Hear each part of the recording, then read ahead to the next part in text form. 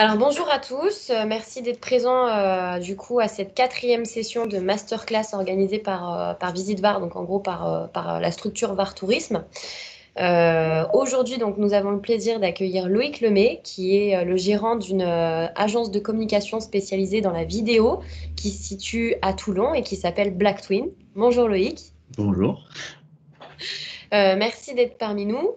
Alors aujourd'hui, Loïc va nous parler de la thématique comment booster sa visibilité donc par le biais de la vidéo. Juste petit rappel, la masterclass précédente était sur l'animation des réseaux sociaux avec Annalou Brémondi. Vous pouvez retrouver sa masterclass sur la chaîne YouTube de VAR Tourisme, enfin de Visite VAR. Elle est en replay. Et pour information, la prochaine masterclass aura lieu donc le 7, attendez que je ne dise pas de bêtises, c'est le jeudi, je crois que c'est le 4 ou le 7, je vérifie, le 4. Jonathan Noble de la société Swello participera donc le 4 février prochain. Jonathan a créé une start-up à l'âge de 14 ans pour à la base planifier des posts, que ce soit sur Twitter ou sur d'autres réseaux sociaux. Finalement, la start-up a complètement explosé. Maintenant, il fait partie des plus gros gestionnaires d'outils, de plateformes, en gros, pour gérer ses réseaux sociaux. On a la chance, il est français. Et en plus de ça, il est varois, chose qui est exceptionnelle. Donc, on aura l'occasion de l'accueillir dans 15 jours. En attendant, nous avons vraiment le plaisir d'accueillir Loïc. Juste petite précision technique, je vais demander à tous de couper vos caméras, donc c'est simplement pour être sûr de pouvoir bien capter et qu'il n'y ait pas de soucis pendant la masterclass. Et ensuite, je vais vous demander si vous avez des questions petit à petit de la conférence, d'aller directement sur le chat. Donc vous verrez, ça fait une petite bulle en fait dans les pictogrammes qui sont tout en haut à côté de l'onglet quitter en rouge. Et du coup, vous pourrez écrire sur la conversation pour poser des questions à Loïc. Nous allons avoir 5 pauses pendant cette conférence qui vous permettra justement de pouvoir interagir donc avec notre intervenant. Loïc, c'est à toi. Je te remercie. Eh ben, merci.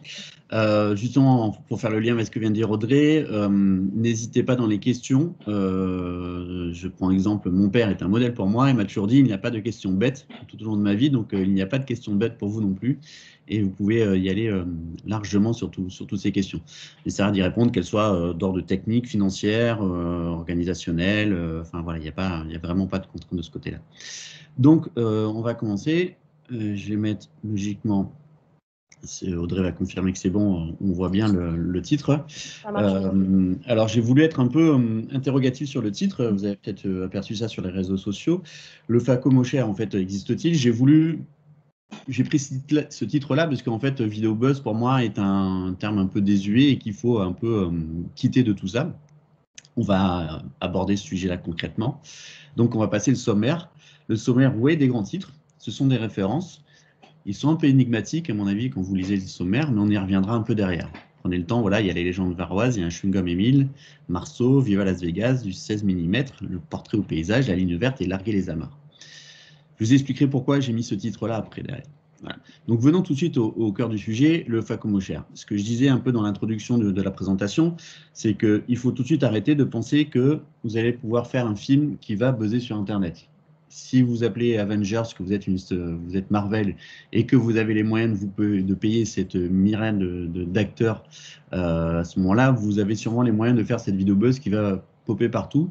Mais malheureusement, je pense que les personnes qui font ça ont d'autres moyens, ont accès à d'autres sphères que nous ne maîtrisons pas.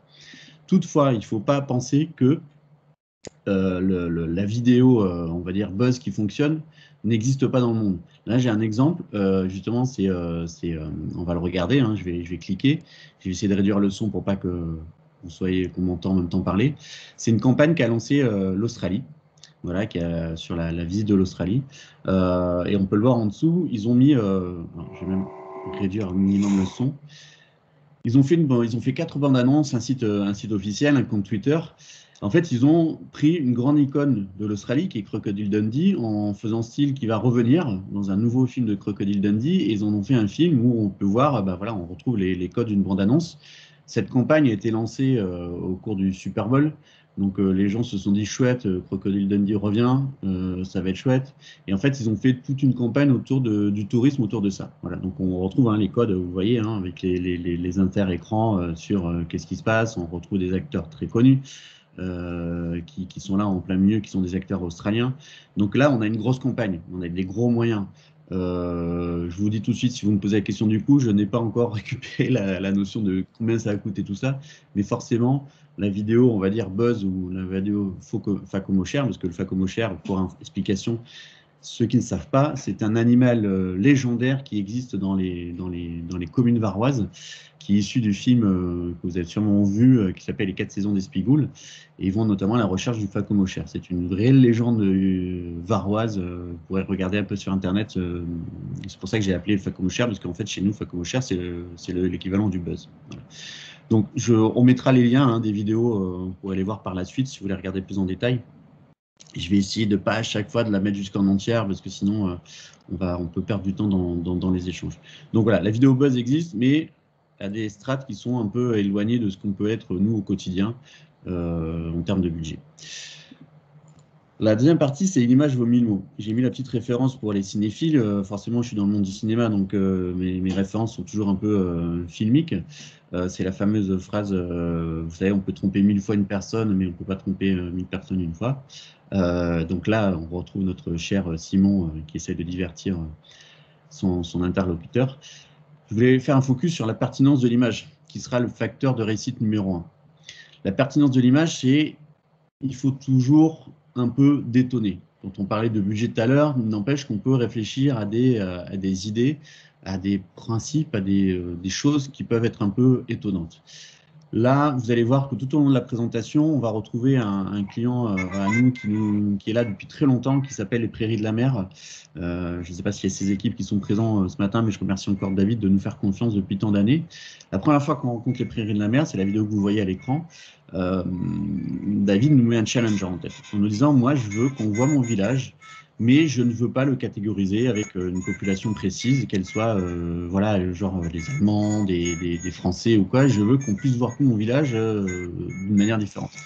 Ce qu'on a trouvé en principe créatif, c'est de remplacer toutes les personnes par des typos. Donc c'est pour ça que tout au long de la vidéo, vous voyez des moi, des tu, des elle, qui permettent de contextualiser la vidéo et de s'imaginer à la place des personnes sans avoir voilà, une personne aux cheveux blonds, une personne un peu typée. Enfin, on a répondu au challenge. On a répondu au challenge parce que des années plus tard, ils continuent à nous faire confiance. Mais là, c'était un choix. On avait une contrainte stratégique de se dire comment on montre l'ensemble du village sans montrer de l'être humain, parce que ça peut être très plat en fait. Et là, justement, la chouette pertinence d'image, c'est d'avoir un principe créatif original. Voilà. C'est vrai que nous, on vient nous chercher Black Toon aujourd'hui pour ce côté un peu pertinence créative. Donc là, je parle par-dessus pour pas de trop spoiler, mais c'est le petit moment du break, parce que la vidéo est un peu longue, et on a fait un petit moment d'interrogatif pour redonner de la souplesse et redonner du challenge à suivre le long de la vidéo. Voilà. Donc, et elle date pour information, cette vidéo date de 2010 ou 2011. Donc elle est quand même un peu vieille, mais elle fonctionne toujours. Voilà. Pour information, juste sur le choix stratégique de David, quand il vient nous voir, il nous dit il y a ce challenge-là, mais lui, dans sa tête, c'est de se dire ok, il faut rappeler, on est en 2010, YouTube et les réseaux sociaux, c'est pas la même chose qu'aujourd'hui. David a compris quelque chose, il m'avait dit moi, je veux maîtriser mes supports. Je veux que demain, si on tape les Prairies de la Mer sur YouTube, je n'ai pas le film de vacances de Madame Michu qui pourrait aller à l'encontre de l'image que je veux donner. Donc, il s'est vraiment inscrit dans une démarche, c'est pour ça que j'y s'est accompagné pendant des années, ce qui nous a dit, je ne vais pas commander un seul film, on va travailler vraiment sur la durée ensemble. Voilà. Je vous montre un autre film qu'on a fait avec eux, qui est celui-ci, une campagne qu'on a fait toujours avec les Prairies de la Mer, mais qui est une campagne plus récente, de 2017. Là, la pertinence de l'image, c'est une mode qu'on a beaucoup vue et qui existe encore dans le monde du tourisme, qui est l'équivalent de prendre un blogueur connu, une personnalité des réseaux sociaux, et de lui confier une vidéo de réalisation comme s'il lui allait en vacances. On est parti de ce postulat. Voilà. On a pris des images, On est allé comme si c'était nous, un réalisateur, un blogueur un peu connu dans ce milieu-là, à qui on confiait carte blanche. On a utilisé ce principe-là. Donc on a eu totale carte blanche sur la représentation. Les prairies de la mer sont situées, comme on peut le voir, là, on aperçoit Saint-Tropez, sont situées à côté, donc on a vraiment contextualisé. Et on a donné ce film un peu réalisation d'un blogueur qui poste ça sur ses réseaux sociaux. Donc, forcément, on a un peu de technique, on a du drone et autres, et ça donne un peu l'idée. Vous avez l'avantage d'avoir une musique un peu connue sur tout ça, qu'on a eu les droits. Voilà. Là, la pertinence de l'image, c'est un choix aussi de se dire, ok, la mode, c'est de confier ma stratégie en carte blanche à un réalisateur un peu connu. C'est ça la pertinence, c'est d'avoir un format un peu original, c'est de faire venir quelqu'un dans vos lieux, dans vos villages de vacances, dans vos campings, et de lui dire ok, tu nous fais un film, on te paye la semaine, mais tu nous fais le film que tu veux. Là, pareil, la pertinence de l'image, on est sur de la qualité esthétique. On voit déjà, je ne sais pas si vous vous rendez compte, mais en tout cas sur le monde professionnel, on voit entre les deux vidéos qu'on a pu voir. On voit une progression dans l'esthétisme, on voit une progression dans la qualité des contenus, on est sur des choses un peu moins à plat, on a des images qui bougent, on a du drone, on a vraiment de la pertinence un peu plus bougée. Voilà, je vais la couper, ne vous inquiétez pas, on la remettra sans souci. Alors, je précise, parce que c'est vrai que là, on commence à avoir 2 vidéos qu'on a pu faire. Je me suis surtout focusé sur les campagnes qu'on a pu faire, évidemment, parce que je peux répondre plus facilement aux questions qui auront lieu après. C'est plus facile pour moi de vous répondre à des questions d'ordre technique ou d'ordre budgétaire sur des choses qu'on a réalisées. Ne vous inquiétez pas, il y a aussi des choses que l'on n'a pas fait, que j'aurais adoré faire, que je vais vous montrer aussi par la suite. La prochaine vidéo, c'est le domaine de la bergerie. Le domaine de la bergerie est venu nous voir en nous disant, voilà, j'aimerais un film, c'était, je crois que c'était un anniversaire, je ne veux pas dire de bêtises le nombre d'anniversaires, mais c'était sur des dizaines d'années, je ne sais plus si c'était 10 ou 20 ans. Ils voulaient lancer une nouvelle campagne de communication vidéo. Et le domaine de la bergerie, on avait une contrainte de nous dire, on a beaucoup de choses dans notre domaine, on voudrait toutes les montrer. Et forcément, quand on veut tout montrer sur un domaine comme celui-ci qui est assez large, sur un format qui dure 2 minutes, parce que je ne l'ai pas précisé, mais c'est vrai qu'il faut toujours avoir en arrière-plan, quand vous concevez des supports vidéo, à part exception qu'on va voir tout à l'heure, d'avoir des formats courts. Parce que vous avez l'impression qu'une minute, c'est pas beaucoup, et l'air de rien, une minute, on peut faire passer beaucoup d'informations. Et il faut toujours penser à une chose, on le verra après, mais c'est le client que vous avez en face. C'est-à-dire que la personne est sur son téléphone, sur son ordinateur, elle n'est pas dans une optique de se dire « Ok, ce que je vais voir, c'est le meilleur film ». En fait, elle navigue et elle défile ses actualités sur Facebook ou quel que soit les réseaux sociaux, et elle va être happée par un contenu. Donc ce contenu-là, il ne faut pas la retenir trop longtemps. Il ne faut pas avoir un contenu de 10 minutes, vous êtes sûr que, enfin voilà, je vous mets une vidéo sur comment fabriquer du pain. Alors, il y en a certains qui me disent, moi, j'adorerais voir. Sauf que si je le fais en 2 minutes ou je le fais en 10 minutes, il y a des chances que vous allez, au bout de 5 minutes, me dire, ouais, bon, je vais continuer la vidéo à un autre moment, et puis l'autre moment n'arrive jamais. Donc, quand ils ont cette contrainte-là de dire, on veut tout voir, nous, on se dit, comment on va faire? Comment on va pouvoir mélanger sans avoir un gros globi-boulga de contenu qui va ne ressembler à rien? Et là, on a justement la pertinence de l'image. On a imaginé un schéma où on va pouvoir, vous allez voir, composer. On voit les différents parcours qu'une même personne peut faire dans la journée. Voilà. Donc elle se lève le matin avec une image, mais au fur et à mesure du choix qu'elle va faire sur la journée, elle va aller à la piscine, elle va aller faire du sport, elle va aller profiter au bord d'une terrasse à prendre un verre. Et on retrouve cette idée de chemins croisés, de chemins différents qui peut être fait. Alors, en réflexion, hein, quand on les a avec eux, on pourrait très bien avoir ces chemins différents présentés sous forme de site internet, on clique, on y va. Sauf que du coup, ça demande une intention client qui est un peu plus poussée, qui n'est pas forcément intéressante. Là, on l'a mixé sur ce principe-là, de différents petits écrans, qui permet, l'air de rien, en fait, de donner une ambiance générale sur le ressenti global et d'apercevoir ces différentes activités tout en restant ce côté fun. On a donné l'interactivité, on voyait les personnages qui passent et qui passent d'un secteur à l'autre. De temps en temps, il y a une balle qui rebondit et qui envoie sur autre chose. Et ça nous permet de faire une profusion d'images sans agresser, on va dire, l'œil de la personne qui va regarder en face.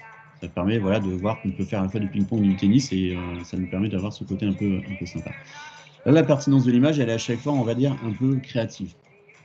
Et évidemment, Black Twin, nous, on vient nous chercher sur ce côté créatif, mais c'est le premier focus que je veux vous faire, c'est qu'il faut toujours penser à ce côté créatif. Il faut toujours détonner par quelque chose d'original. C'est comme ça que vous allez non pas faire le buzz, mais interroger votre clientèle sur tout ça.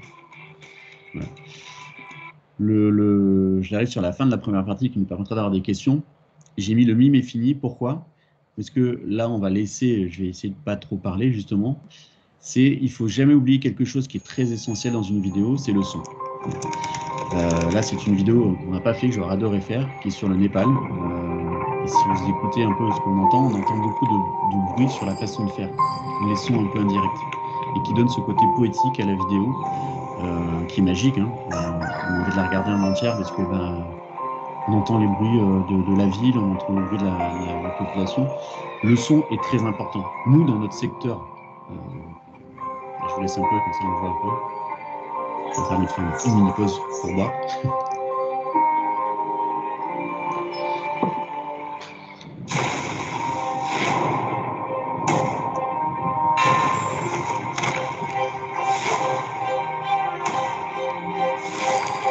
Automatiquement, si je fais ça, que je coupe le son, vous allez voir, on n'a pas la même ressenti sur la vidéo.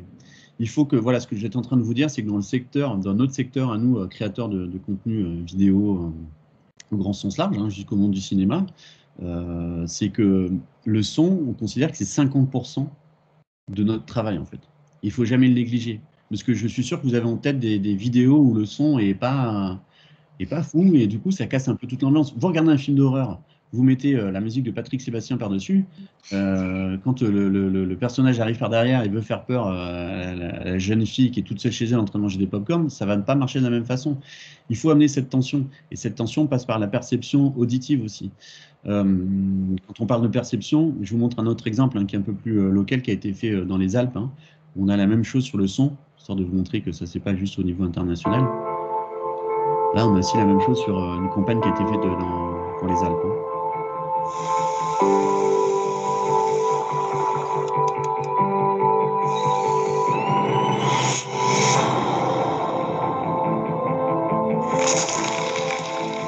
On entend les cailloux, du pas, voilà. Ça donne toute l'importance à l'image. Je parlais de perception, il ne faut jamais oublier qu'il y a la perception visuelle, effectivement, il y a la perception auditive, et puis il y a la perception du ressenti. Ce que vous allez ressentir comme émotion, qui fait appel à la science cognitive, à la réponse que vous allez ressentir en regardant les choses, en sentant les choses. C'est 3 niveaux de lecture qui sont très importants parce qu'on fait passer des messages complètement différents sur un mode de lecture qui n'est pas perceptible au premier abord, mais qui est au second niveau. Alors tout ça, c'est des choses qui sont vraiment du ressenti. En tout cas, nous, dans nos milieux, après, à force de le faire, c'est intuitif. Mais c'est des choses à percevoir. Moi, je le vois, on ne fait pas que des vidéos dans le tourisme, mais souvent, quand on crée une vidéo pour du contenu, quand on fait par exemple une vidéo en motion design, parce qu'on ne fait pas que du contenu vidéo réel, à Blacktoon, on fait aussi du motion design. Quand on fait du motion design, souvent, les clients, quand on envoie une écriture de voix off, se concentrent sur le contenu de la voix off et pas sur le contenu écrit qu'on a mis à côté de ce qu'ils vont voir à l'écran. Il ne faut pas penser que dans la voix, on va tout faire passer. Dans le son, on va tout faire passer. Et de la même façon, dans l'image, on ne va pas tout faire passer. On va avoir différents sens de niveau de lecture qui vont nous permettre de voir un peu tout ça. Juste petite précision, Loïc, parce que tout le monde ne sait pas ce que c'est que du motion design. Si tu peux expliquer, parce que c'est quand même plus particulier, c'est pas une vidéo comme là, on le voit, où c'est vraiment du paysage, enfin, de la vue réelle. Alors, le motion design, c'est ce que vous commencez à voir un peu sur les réseaux sociaux depuis un moment ou en télévisé, c'est-à-dire, on va dire, c'est l'équivalent d'un dessin animé, sauf que beaucoup plus simplifié dans l'animation. Évidemment, on ne va pas faire de Pixar ou le Roi Lion, mais c'est ces petits personnages que vous voyez qui peuvent être de plus ou moins plus aboutis. Souvent, le motion design se prête dans des histoires de process en interne. Vous auriez besoin, vous êtes une grosse structure, vous avez 100 salariés avec vous, vous avez mis en place un nouvel outil, une nouvelle façon de fonctionner, et le motion design va vous permettre justement de faire autre chose qu'un tuto en ligne en mode voilà, un tuto, voilà, on filme et on clique là, et on va pouvoir le montrer. Là, je pourrais vous envoyer, pour ceux que ça intéresse, puis vous pouvez aller sur le site de Blacktoon, vous verrez justement un peu ce qu'est le motion design. C'est vraiment de l'image animée, créée de toutes pièces par ordinateur et qui a aucune image réelle par-dessus. Voilà. Bien entendu, on verra un exemple tout à l'heure, on peut mettre du motion dans de l'image animée. Mais on le voit tous les jours. Quand vous voyez des effets, quand on voit le film Avengers, tous les effets que vous ne voyez pas qui sont de la 3D temps réel, c'est la même chose, sauf qu'on met du dessin par-dessus. les plus anciens d'entre nous se rappelleront de Peter et Elliot, le dragon, où on avait justement des images réelles avec un dragon imaginé par-dessus sur tout ça. Là, C'est on vrai que est sur la première. le motion design, on le voit très souvent finalement pour des campagnes soit de sensibilisation, Oui, quelque chose de très pédagogique, pardon, ou oui. par exemple quand on est une entreprise et qu'on veut valoriser des chiffres clés, par exemple des bilans de fin d'année ou des choses comme ça, pour éviter d'avoir une présentation un peu plan-plan, avoir quelque chose de plus dynamique et de plus vivant. C'est ça. On l'a, je pourrais, pour ceux qui s'intéressent, on a fait une campagne pour l'arbre vert que certains connaissent, qui est produit, voilà, vous avez peut-être chez vous. L'arbre vert, on a fait 2 campagnes sur ça, c'est-à-dire une campagne sur l'usine en elle-même, il fallait la voir, c'était des images réelles, on voyait les personnes qui travaillaient dedans. Et après, ils ont voulu faire une campagne sur le fait que l'arbre vert célébrait un anniversaire en interne et justement rappeler un peu l'historique de la boîte, de où ils sont partis avec cette volonté justement de protection de l'environnement aujourd'hui. Et ben, on est passé par du motion qui nous permettait de faire passer le message et de maîtriser le fil rouge qu'on verra tout à l'heure de fond en comble. Là, on arrive sur la première partie. Vous avez sûrement des questions. J'en devine une à l'avance qui est sur la partie sonore que l'on vient de traiter.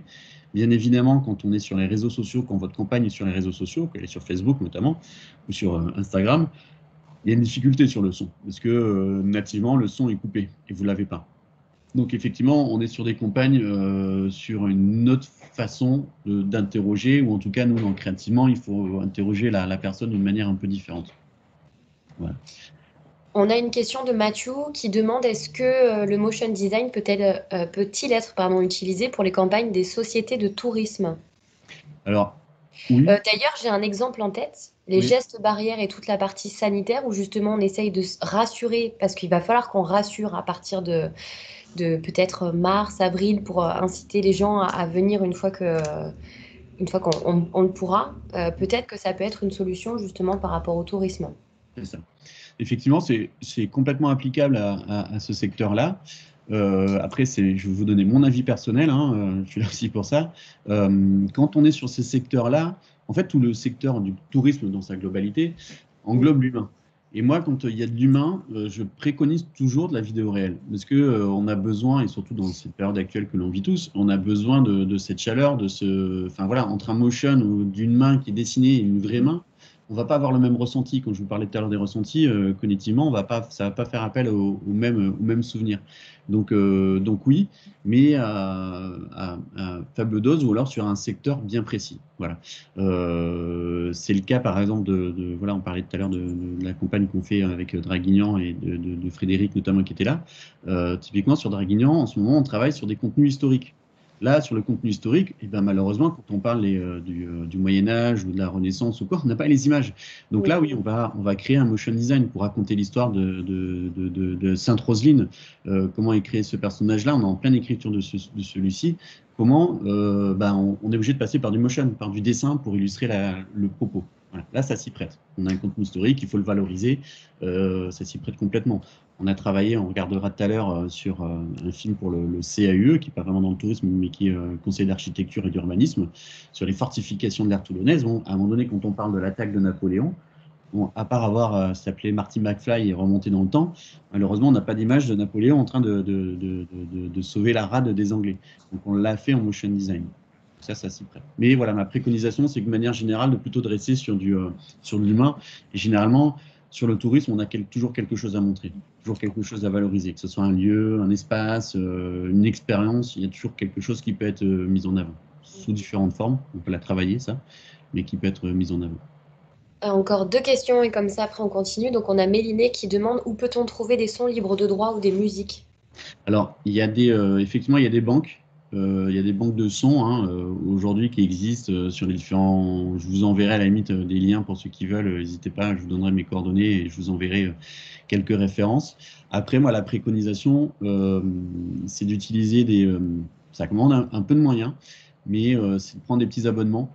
Parce qu'il y a des sites maintenant qui référencent ça sur des abonnements qui vont de 20 euros par mois à 200. Hein. Il y a vraiment un peu tout à boire et à manger comme beaucoup de choses, mais qui vous permettent d'avoir du contenu un peu plus de qualité. Un peu plus de qualité, un peu plus à fournir. Quand c'est possible, nous c'est le cas, hein, quand c'est possible, on travaille vraiment des compositions originales. Ça nous permet ça fait partie du brief. Là, je veux quelque chose d'un peu frais, un peu French Riviera, comment on peut le faire. Mais on peut le trouver. Nous, on travaille aussi avec ces banques de sons-là pour en avoir. Voilà. Jury qui travaille à Estérel Côte d'Azur, qui s'occupe du tourisme, qui d'ailleurs est vidéaste, pose la question, pour être efficace, combien de personnes doit-on comporter une équipe de tournage? Euh, Excellente question. Ça va dépendre du budget essentiellement et ça dépend de la compétence de la personne. Vous avez en plus, vous, dans vos secteurs, selon les endroits, des gens bah, voilà, qui sont vidéastes et qui savent faire les choses.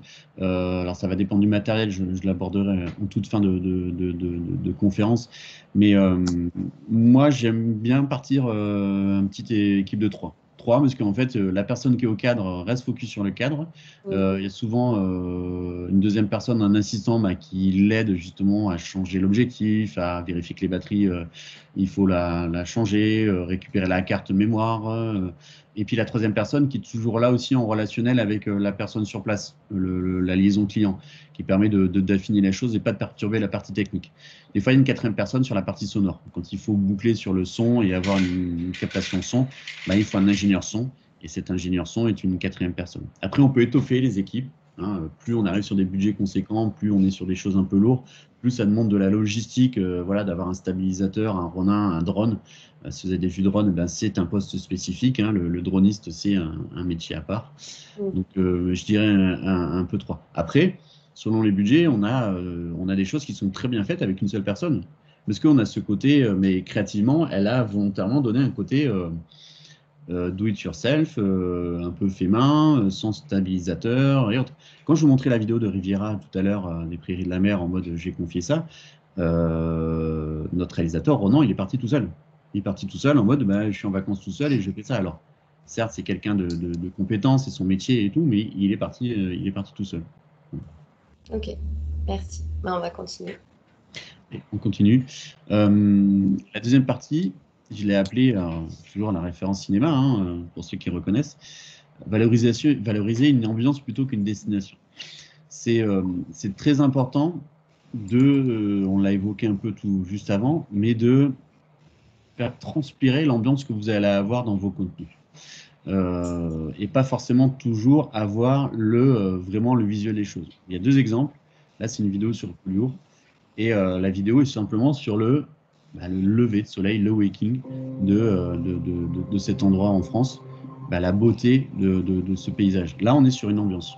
Donc, c'est pas nous qui l'avons faite, hein, on le voit. Mais on est vraiment sur l'ambiance du matin. Pour les plus matinaux, je ne le suis pas tout le temps, mais ça m'arrive de temps en temps, quand je vais courir le matin, j'adore ces moments-là où on voit le soleil se lever. C'est une ambiance particulière, comme le coucher de soleil, hein, certes, mais c'est toujours ces ambiances et ces choses particulières. Là, la disposition de cet endroit touristique en France est faite que les levées du soleil sont magnifiques.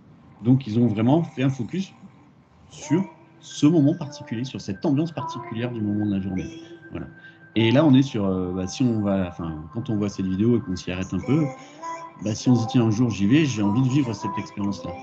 On ne voit pas tout le background derrière. Il y a forcément des choses à l'intérieur de la vie. Il y a sûrement des restaurateurs, il y a forcément des autres parcours à faire.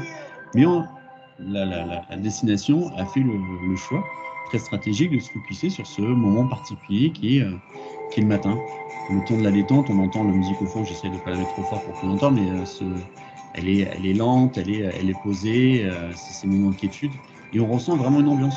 On n'est pas sur une valorisation de destination, on ne voit pas vraiment tout le derrière, on est vraiment focusé sur cette France qui est là, qui est particulière. Là, on est sur quelque chose de très poétique. Je vais vous montrer quelque chose qui n'a rien à voir. Je ne vais pas parler pour que vous entendiez le dialogue, parce que c'est focusé sur la Wallonie. La Wallonie qui a fait une campagne sur ne venez pas passer votre week-end en Wallonie. Ne venez pas chez nous, en fait. Ils ont pris un parti pris un peu inverse. Et hop, on va la mettre en play. Et là, on est sur une seule valeur de plan. On a un peu du motion. Hein. Mais dépêche! Faut qu'on fasse le bisou sur une petite barque romantique! Dans combien de temps elle arrive, la Namourette? Dans 5 minutes. 5 minutes? Mais qu'est-ce qu'on va faire pendant 5 minutes? Mais je sais pas, moi. Attends, soyons rationnels. Fais-le. Fait. Shopping. Fait. Citadelle. Fait. Musirops. Fait. Parfumerie. Fait. Attends. Namur est la ville qui fait l'éloge de la lenteur où on peut prendre le temps de vivre, de méditer, de regarder les bateaux. Ok, on regarde. C'est magnifique. Splendide. Tu médites, là? À fond. Combien de temps il reste? 4 minutes 50. Ah!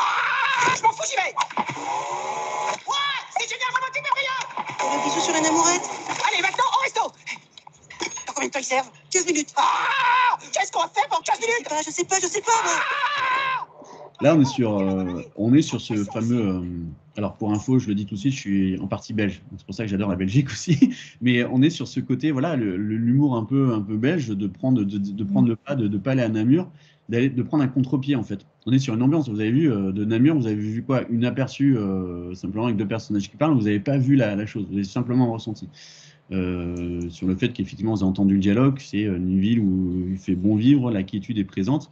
Mais à l'inverse de la vidéo juste d'avant qui évoque la même chose, on a pris un parti pris différent. On est sur une ambiance différente. Ils ont fait ce choix-là de dire, OK, on va aller sur un ressenti. Et en parlant de ressenti, on va revenir sur un client qu'on a vu tout à l'heure et que nous, on a le plaisir d'accompagner depuis pas mal d'années, c'est les Prairies de la Mer. À un moment donné, je vais mettre sur pause, juste faire le brief et que vous ressentiez un peu la chose. À un moment donné, dans une des campagnes qu'on avait faites, on avait proposé à l'équipe de Rivera et à David de se dire, OK, on va plutôt jouer sur la sensation, ce qu'on ressent quand on est en vacances, en fait, les émotions qu'on peut ressentir, comment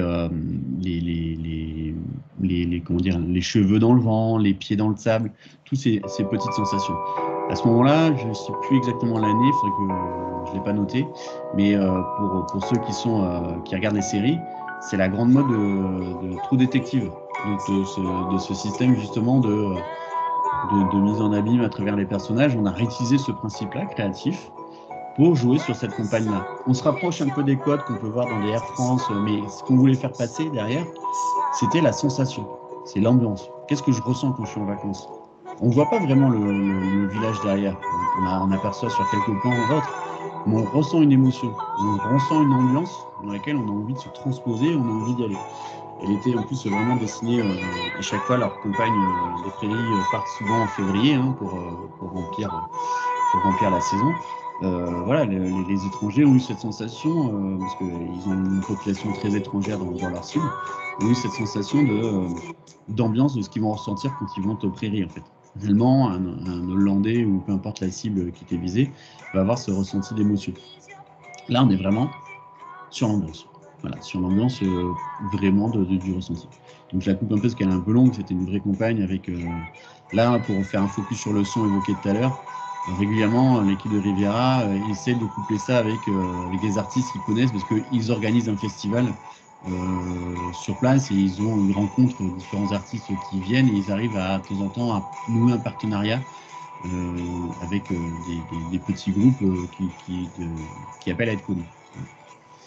En restant sur la même thématique, ce qui est intéressant aussi, je fais un petit laïus juste avant d'enchaîner la vidéo. Ce qui est intéressant aussi en traitant les prairies de la mer, c'est que vous voyez au fur et à mesure que sur un même client, un seul endroit, en fait, on a abordé la création artistique et vidéo d'une manière complètement différente. Là, on est passé par des typos, on est passé par l'ambiance. Vous verrez tout à l'heure qu'on passera par autre chose. On est passé par un film façon réalisateur, façon blogueur. À chaque fois, donc, il y a différentes façons d'aborder un même lieu sous différents angles, en fait. Et c'est comme la musique, moi, on évoquait tout à l'heure, Audrey me chambrait sur le côté musicien.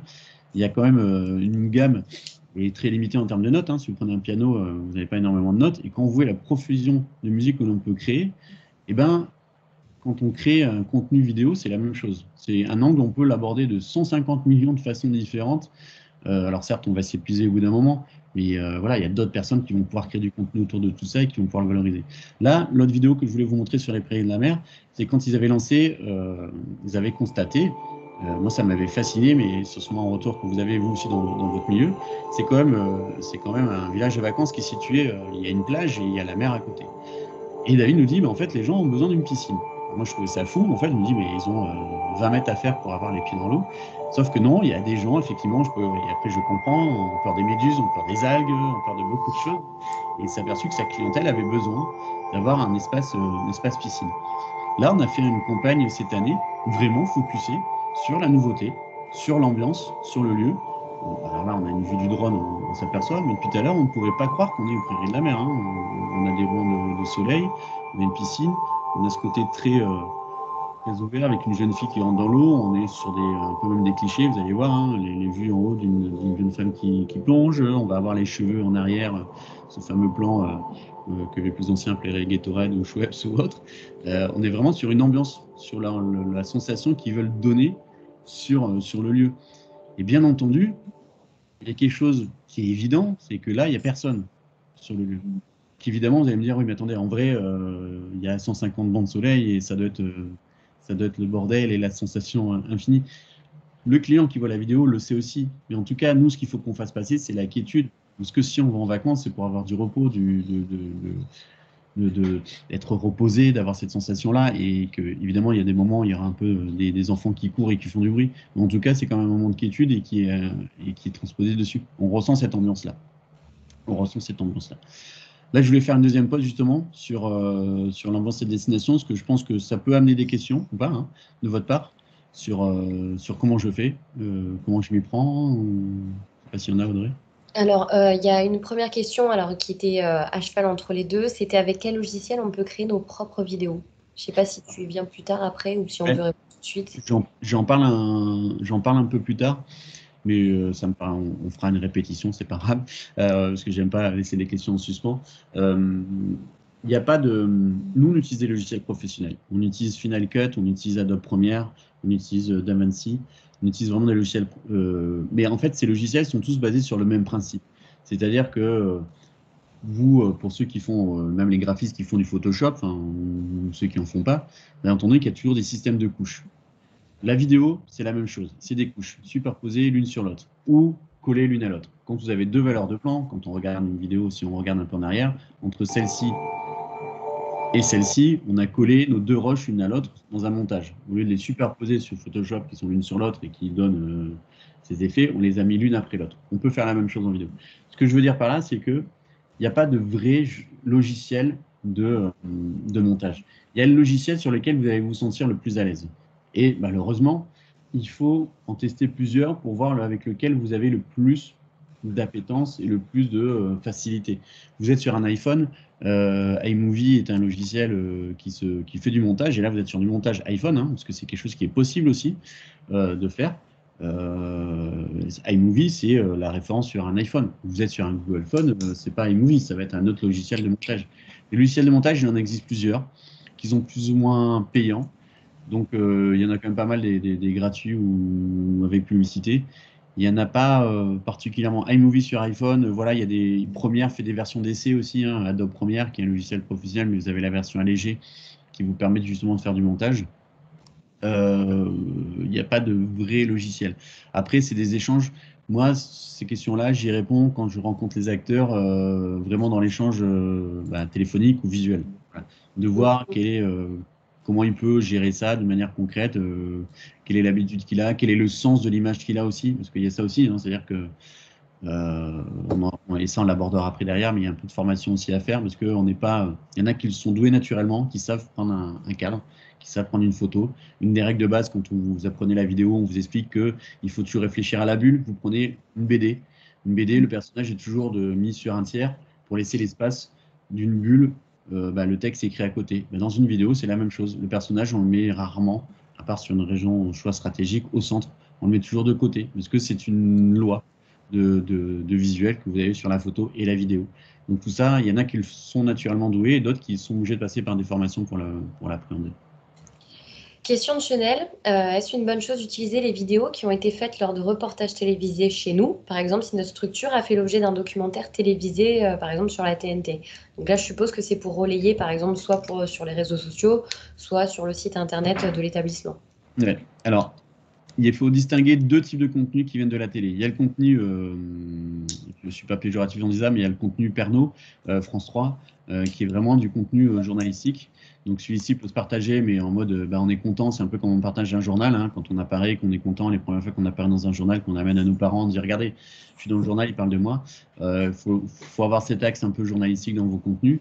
Après, il y a des contenus qui sont de plus qualité. Si je pense à la Maison France 5, qui font des contenus qui sont des reportages un peu plus aboutis, où là, effectivement, on est déjà, on a une notion un peu d'esthétisme ou de poétique qui peut être présent. Donc oui.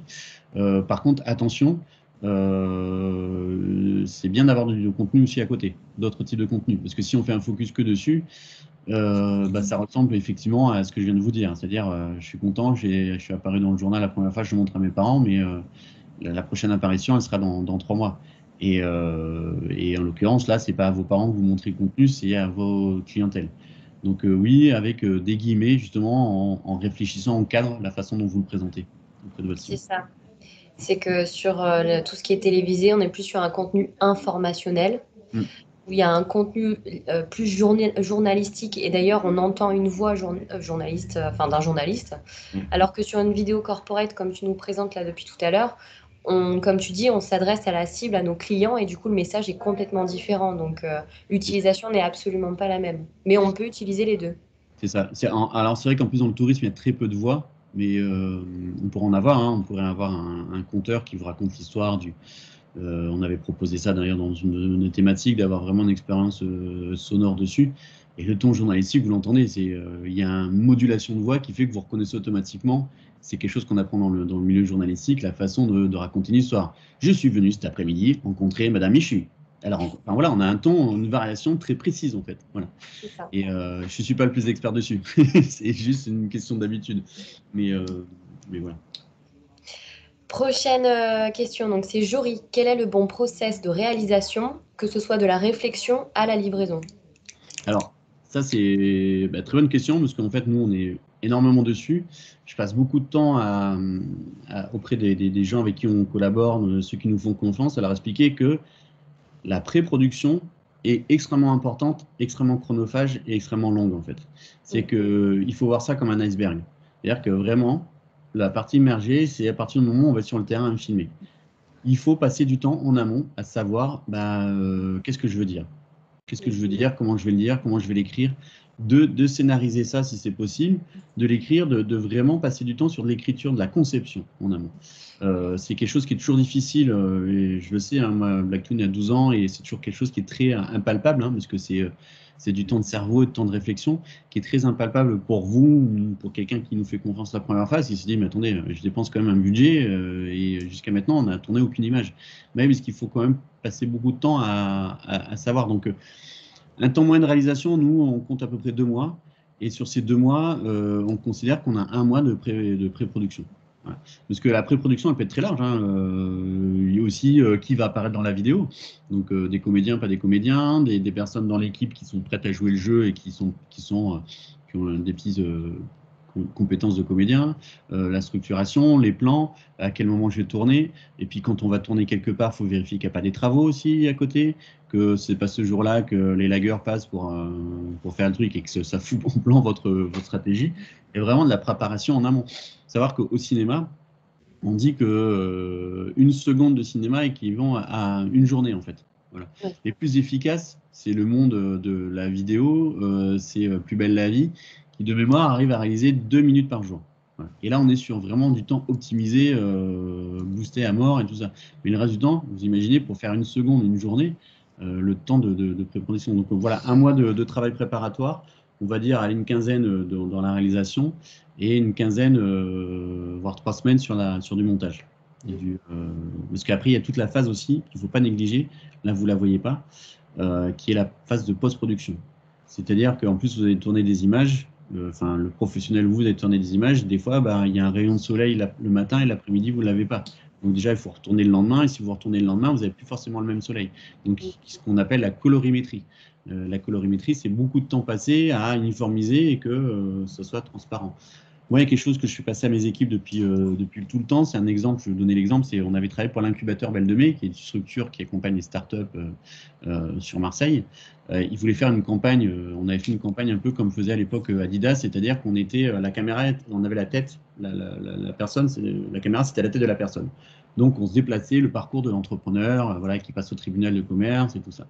Et en fait, à une semaine du rendu, le grand patron nous dit, ah ben on va lancer une campagne dans la ville de Marseille avec de l'affichage et on aimerait bien voir cet affichage-là sur la vidéo.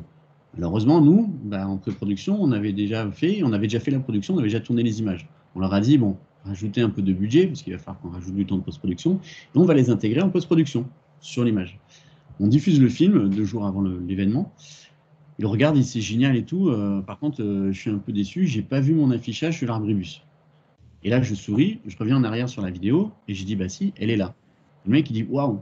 En fait, c'était tellement bien intégré, il y avait le côté craquelé de l'image de l'abribus qu'il ne l'a pas vu.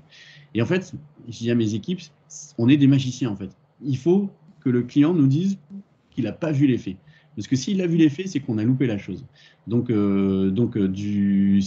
une contrainte hein, quand on est de notre côté de la barrière, de voir et qu'on a passé, on a fait une vidéo pour Minuti, la vidéo pour Minuti pour le domaine.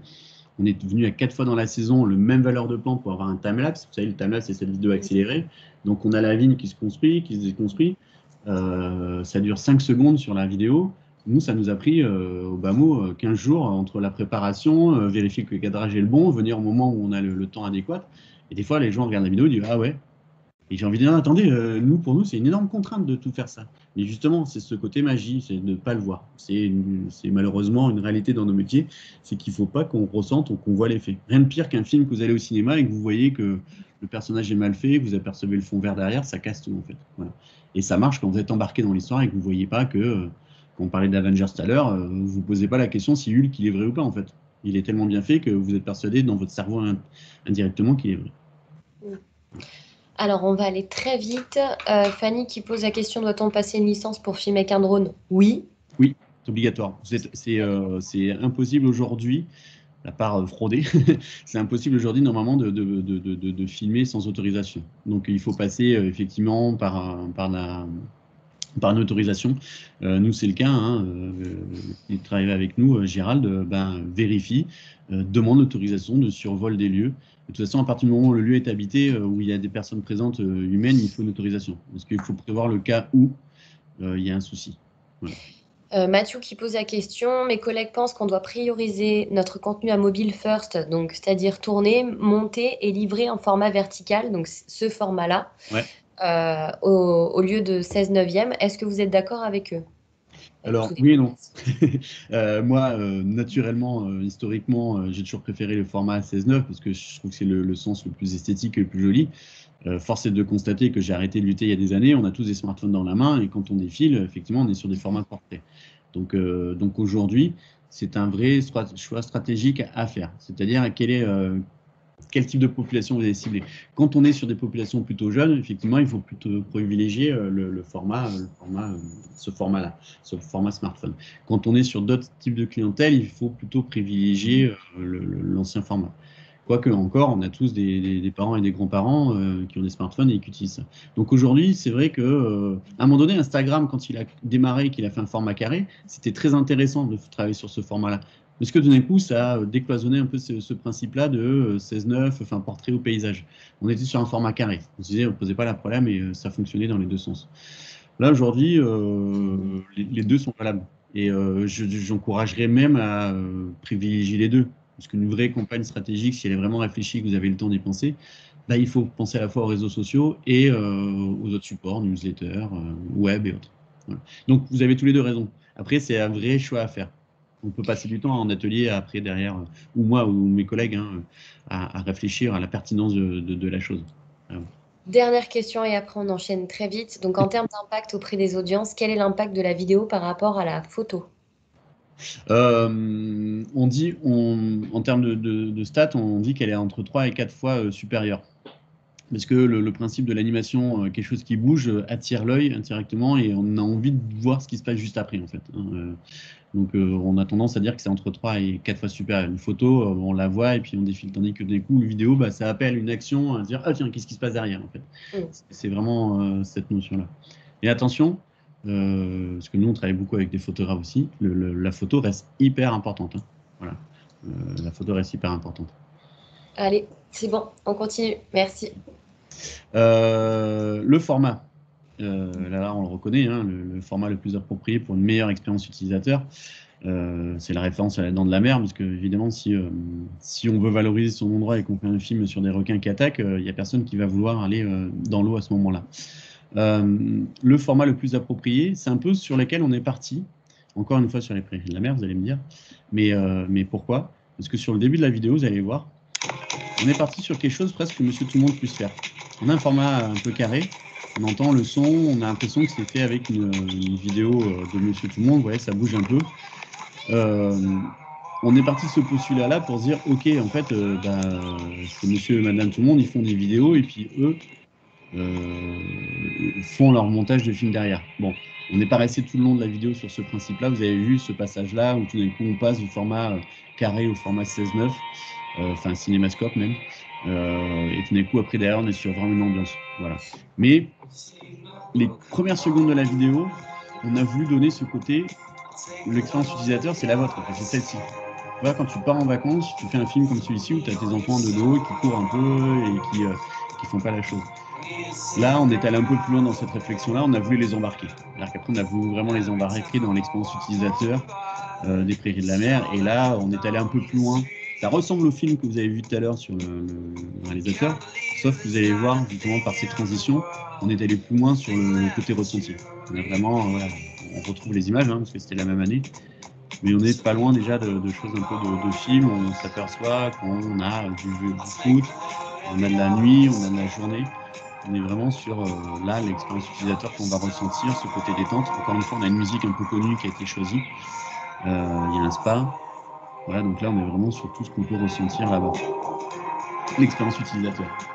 Vous avez eu ceux qui font les différents ateliers, vous avez vu Kevin Pardon, qui est UX designer et qui lui justement valorise dans son quotidien la fameuse expérience utilisateur. Comment je vis, comment je tente mon expérience utilisateur différente. En parlant d'expérimentation, cette campagne que là on n'a pas faite mais que j'aurais adoré faire, c'est au Québec. Ils ont fait un principe, vous allez le voir, je vais réduire un peu le son. Là il y a le texte. Hein.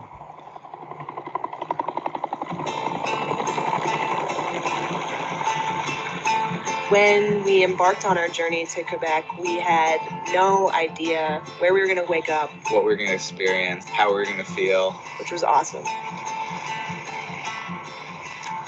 Oh my God.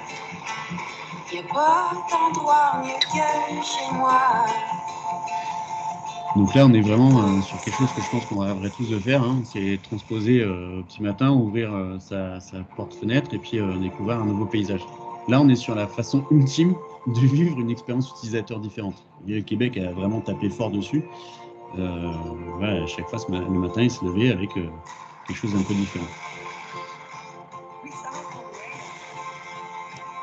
Là, je suis incapable de vous dire les coûts sur ça, parce que avoir un hélicoptère tous les jours qui vous emmène dans des endroits différents, valider les différentes activités avec les personnes, parce que c'est bien beau de les amener dans un endroit, mais il faut leur faire aussi une activité tous les jours. Hein. On fait du parapente, ça a été fait avec l'équipe touristique sur place. Hein.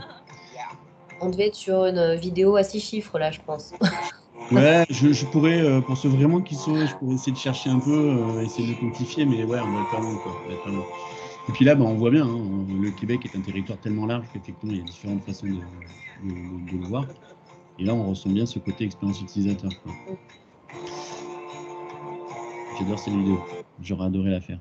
Je vous parlais tout à l'heure du CAUE, le format le plus approprié. Le format le plus approprié, là, on est sur un web documentaire. On est vraiment même sur, on dit web documentaire parce qu'il y a des destinations du web.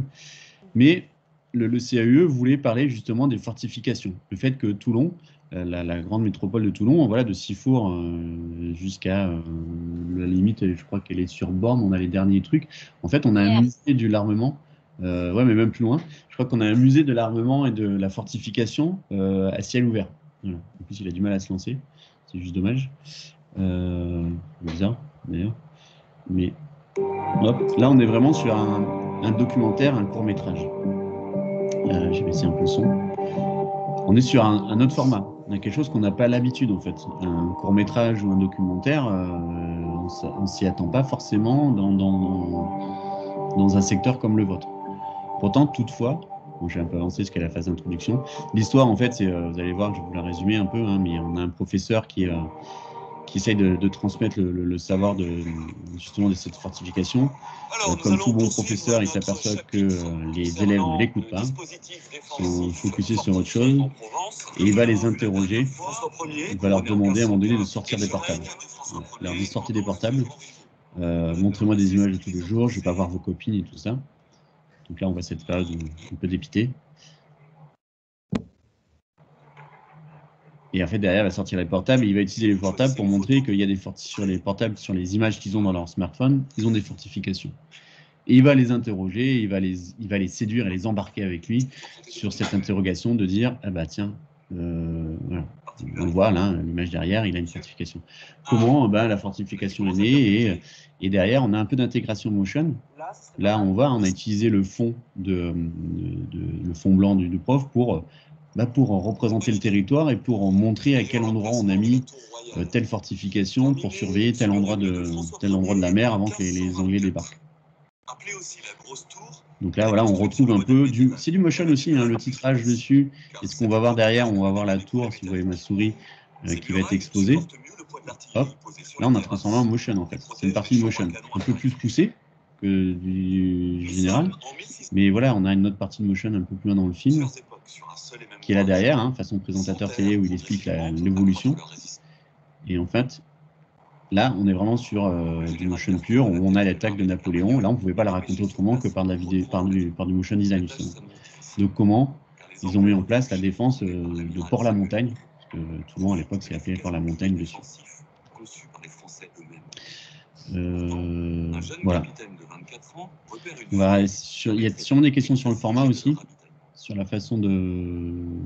Parce que je pensais à la question tout à l'heure sur portrait au paysage, qui est aussi une autre façon du format, mais qui est la chose aussi. Juste avant que les questions enchaînent, pensez justement à sortir des sentiers battus de ce côté-là. La créativité, c'est pas tant non plus sur l'image, mais c'est aussi sur la façon de faire. Un format, ça peut être quelqu'un de chez vous qui est très compétent face à une caméra et qui va se balader sur le territoire et qui va dire de toute façon, j'irai dormir chez vous en mode aujourd'hui, on va aller rencontrer un tel et puis ce film en caméra selfie, c'est un format aussi original et qui peut s'y prêter. On a aujourd'hui la profusion de la vidéo. Vous savez, moi, ça fait 20 ans que je suis dans la vidéo et j'ai toujours entendu que l'année prochaine, c'était la révolution, il y allait avoir la vidéo. En fait, ça a été une onde constante. Aujourd'hui, on s'aperçoit bien, hein, avec les plateformes de streaming encore plus, il y en a de partout. Et justement, quand on parle des formats de streaming, il y a moi une série que j'aime beaucoup qui s'appelle sur Netflix, qui s'appelle Love, Death and Robot, justement, qui est de l'animation avec différents styles d'animation. Cette série, chaque épisode n'a pas la même durée. C'est-à-dire que même dans le format de la durée, aujourd'hui, ça se décloisonne. Avant, la série, c'était 52 minutes ou 23 minutes. Voilà, même ça, aujourd'hui, on fait sauter les verrous. Donc, aujourd'hui, il n'y a plus de recommandations sur le format vraiment spécifique. C'est vraiment un choix à la fois éditorial, mêlé avec un choix stratégique et mêlé avec la cible sur laquelle vous voulez toucher. Vous n'allez pas parler de la même façon à un jeune qu'à une population un peu âgée, qu'à un enfant. Voilà, quand on parlait de format, quand on en parlait avec Audrey lors de nos entretiens, il faut que vous ayez en tête que, comme on disait, Instagram il y a 10 ans n'existait pas comme c'est aujourd'hui. Il faut que vous ayez en tête que TikTok, il y a 3 ans, personne ne savait ce que c'était. Donc, le TikTok aujourd'hui, il y aura demain un autre outil qui va exister dans 1 an, 2 ans, 3 ans, qu'on ne connaît pas, qu'on ne maîtrise pas, qui va débarquer, qui va encore une fois révolutionner le format et la façon de faire. C'est-à-dire qu'on n'est plus sur des choses où on se dit, OK, on lance, et c'est difficile, attention, hein, je l'entends, parce que c'est difficile de dire, OK, comment on fait? Parce que du coup, la stratégie, elle est un peu délicate. Mais on est obligé d'être dans une stratégie agile, de se dire, OK, tous les ans, on est capable de remodeler, de réfléchir d'une manière différente. Moi, c'est vraiment une chose que j'ai appris avec la boîte. J'étais persuadé qu'on allait faire une vidéo et que les gens allaient utiliser la vidéo pendant 5-6 ans et plus jamais revenir vers nous. Or, non, en fait, de manière régulière. Je sais, c'est une contrainte budgétaire, hein. Il n'y a aucun problème dessus, on est d'accord dessus, c'est un budget à consacrer. Mais ce qu'on vit, la crise actuellement du Covid, vous voyez bien, en fait, du jour au lendemain, on est obligé d'adapter, de réfléchir aux conditions de la façon dont on accueille le public, dont on traite avec nos sous-traitants. On est obligé de réfléchir toutes les semaines à une façon nouvelle de travailler. Et bien, sur la communication vidéo en ligne, c'est la même chose. Vous êtes obligé tout le temps, parce qu'il y a quelque chose de nouveau qui arrive et qu'il faut repenser, recréer. Voilà. Alors attention, ça ne veut pas dire qu'on jette à la poubelle tout le reste, hein. Évidemment, il faut toujours aussi avoir en tête que tout le contenu que vous l'avez, il faut continuer à le valoriser et l'utiliser. Vous avez une chaîne YouTube, vous pensez que voilà, il y a TikTok et de ça demain, bah, il faut continuer à mettre aussi du contenu sur YouTube parce que bah, c'est votre plateforme mère, c'est la première et que vous avez toujours une cible une partie de votre population qui est touchée dessus. Et vous avez une cible précise dessus. Il y a des questions peut-être aussi. Il y en a quelques-unes. Alors, la première, pour une vidéo de présentation de son entreprise, combien ça peut coûter au minimum? Alors, nous, on travaille pas en dessous mais c'est un choix parce que voilà, on est une équipe, on ne travaille pas en dessous de 6 000 € sur un produit unique. On va pouvoir avoir du moins parce qu'on va avoir une campagne un peu plus large. C'est le cas en ce moment, notamment avec la Dracini, on est sur un gros budget, donc on arrive à décomposer parce qu'on arrive à travailler sur, on va dire, une direction artistique de 3 vidéos. Après, nous, c'est le tarif qu'on pratique. Vous allez pouvoir trouver des free, des gens qui sont très compétents et qui vont pouvoir vous faire un film à moins cher, hein. Malheureusement, j'ai envie de vous dire qu'en dessous de 3 000 €, à part le petit jeune qui débarque et qui est très doué et qui, dans 5 ans, fera payer 3 fois plus cher, c'est un peu difficile. C'est un peu difficile. C'est un budget à consacrer. Moi, c'est comme ça que je me suis lancé en montant ma boîte aussi, hein. J'en avais un peu marre de forcer un peu les gens à dire un budget. Je préférais dire, bah voilà, c'est ce budget-là. Et en fait, je préfère les gens qui reviennent 1 an ou 2 ans plus tard en disant, bah voilà, on a budgétisé cette année, on peut travailler ensemble, plutôt que de bricoler quelque chose qui ne ressemble à rien et qui ne sera pas forcément joli. Donc voilà, nous, chez Black Lune, en dessous de 6 000, c'est très complexe. Mais chez des free, on peut trouver des budgets à 2 000 à 3 000 € en présentation d'entreprise. Puis tout dépend si c'est une vidéo, de combien de temps elle dure. Comme tu disais, est-ce qu'il y a le son qui est réalisé ou est-ce que c'est un son qui est acheté sur une banque de données et qui coûte peu cher? En fait, ça dépend de tout un tas de choses. Parce que si, par exemple, imaginons, je suis un traiteur, Ouais. je vais essayer de faire un peu la promotion de ce que je fais sur mon territoire par le biais de mini-vidéos, par exemple. Si je veux en faire 2-3 pour un peu montrer ce que je fais, mais j'ai pas un budget énorme parce que je me suis jamais trop mis dans la communication. En passant par un free, à partir de combien à peu près il peut essayer d'avoir des petites vidéos, ne serait-ce que d'1 minute à peu près Bah, je te dis, à peu près, on commence à peu près à 2000. Un bon free va commencer à peu près à ce Ouais. budget-là. Mais justement, l'exemple du traiteur est très intéressant. Prenons l'exemple du traiteur. Il se dit, OK, je veux communiquer demain. Et sur quoi il veut communiquer, comment il veut communiquer. Un petit budget, je pourrais lui dire, voilà, si demain un traiteur, en fait, son intérêt, c'est peut-être qu'en fait, d'autres personnes lui fassent confiance. Donc, il aurait peut-être plutôt intérêt à se dire, OK, je vais faire un événement et je vais faire venir un vidéaste pour filmer l'événement, pour voir à quoi ressemblent mes produits, comment on les met, comment mon équipe est installée. Et là, on est presque sur du reportage, semi-reportage. C'est-à-dire que bah, là, effectivement, c'est un coût moindre parce que bah, il faut le brief de départ à l'indépendant ou à l'agence, c'est bah voilà, moi j'ai un événement le 13 février, j'ai cet événement-là, je fais venir 100, enfin, dans un monde normal, hein, je fais venir 100 personnes, j'ai une équipe de 4 personnes qui mettent les choses à disposition, qui font tourner. Est-ce que tu peux venir filmer, faire des images? Alors, ça, c'est le brief. Lui, il adapte son matériel en fonction. Il fait les images. Le lendemain, il fait le montage. Et là, il a un petit truc d'une minute, 1 minute 30.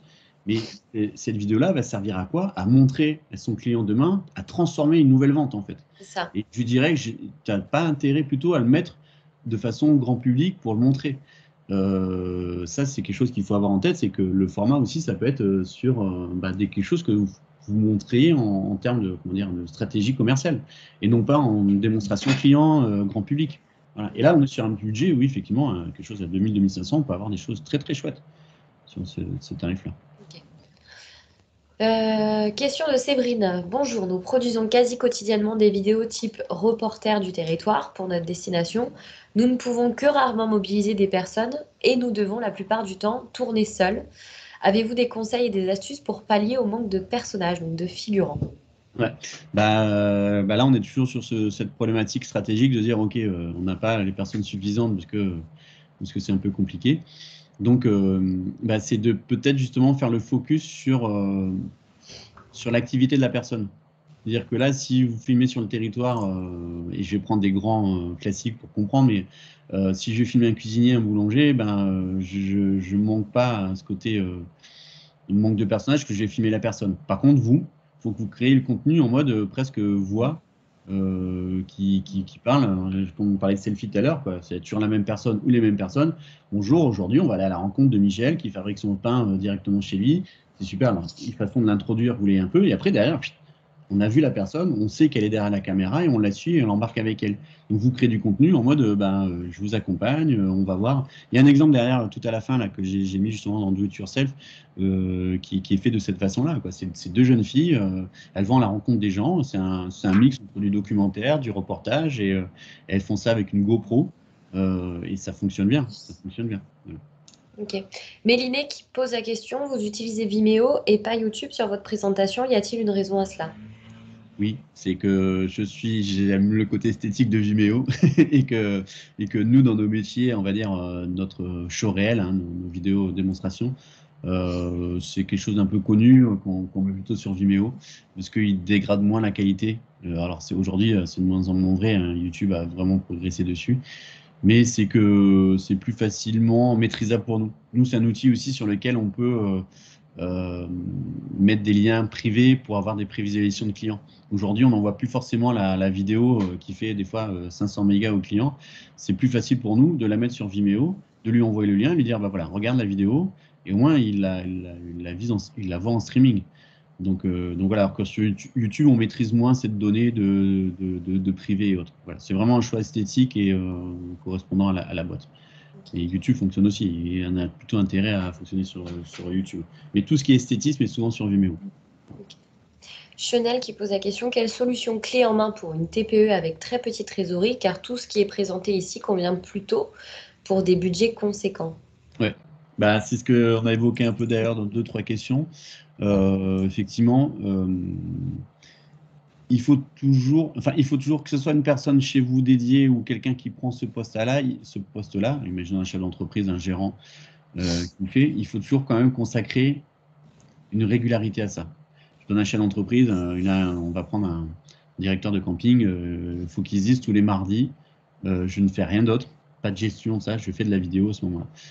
Petit moyen, ça veut dire formation aussi. Vous avez des budgets formation. Il y a des plateformes, je vais l'aborder enfin, mais il y a une plateforme qui est varoise aussi. On a beaucoup de choses varoises quand même, on peut s'en féliciter, qui s'appelle tuto.com, qui vous apprennent justement à aussi bien maîtriser un fichier Excel que tourner une vidéo, que monter une vidéo, que de faire de la post-production, un générique.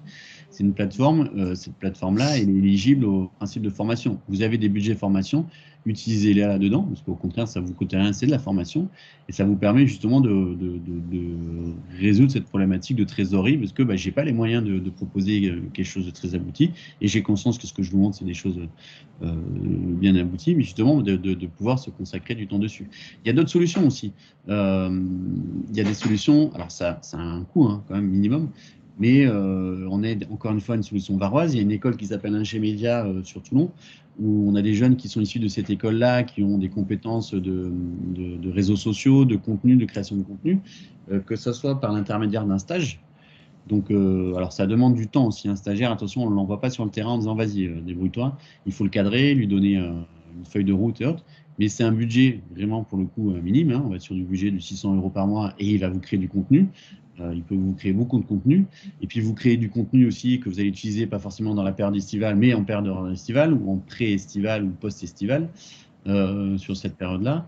Il y a une solution qui a été mise en place sur les alternances avec la crise du Covid en ce moment où on a des gros avantages à prendre des jeunes entre 18 et 21 ans, ça vous revient à coût réduit. Ça, c'est des solutions aussi intermédiaires. Voilà. C'est des solutions intermédiaires de fabrication de contenu à moindre coût sur des budgets beaucoup plus réduits.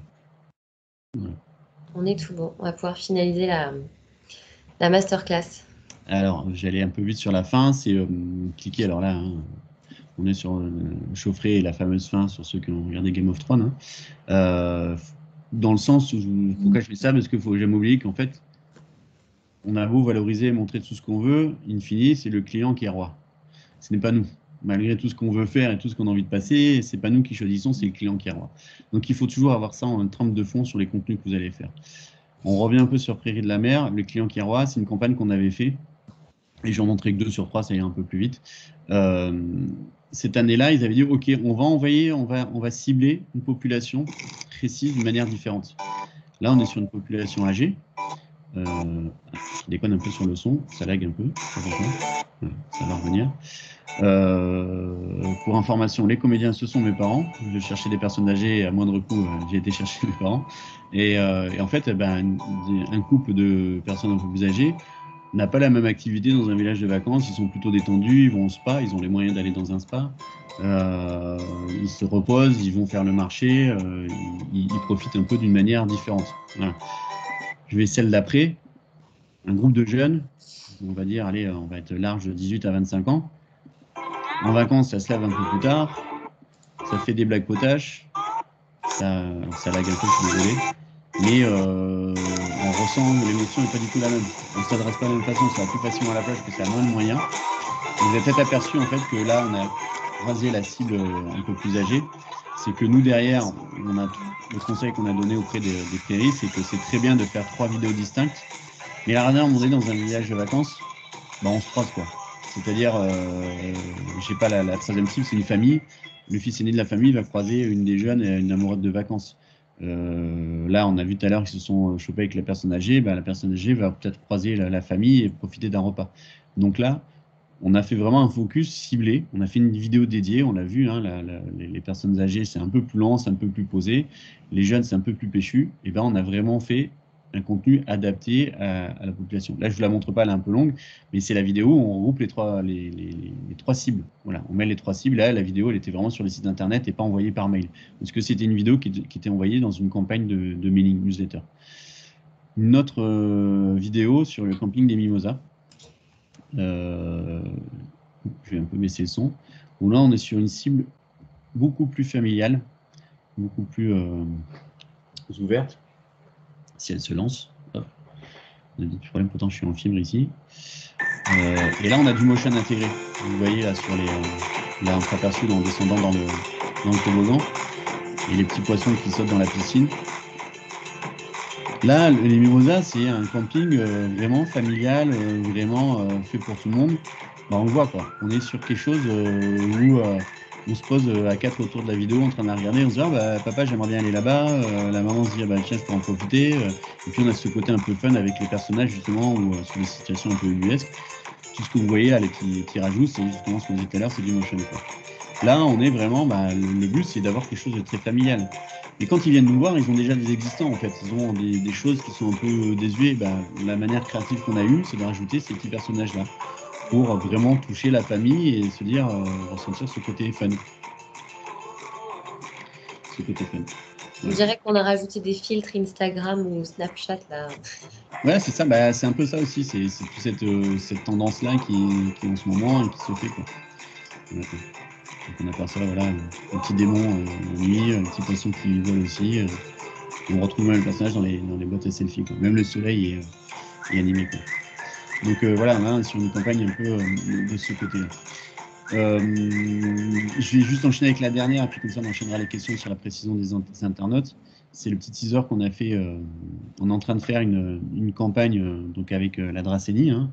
Vous pouvez aller voir sur leur YouTube, il y a beaucoup de vidéos, beaucoup de villages. Il y a quand même beaucoup de villages dans cette partie-là de notre territoire.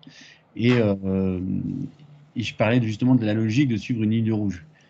Ils ont été, merci à eux, parce qu'ils ont été très réceptifs à notre partie créative, et avec la contrainte de voir la fameuse 2 chevaux sur laquelle ils utilisent de manière régulière sur leurs différents événements.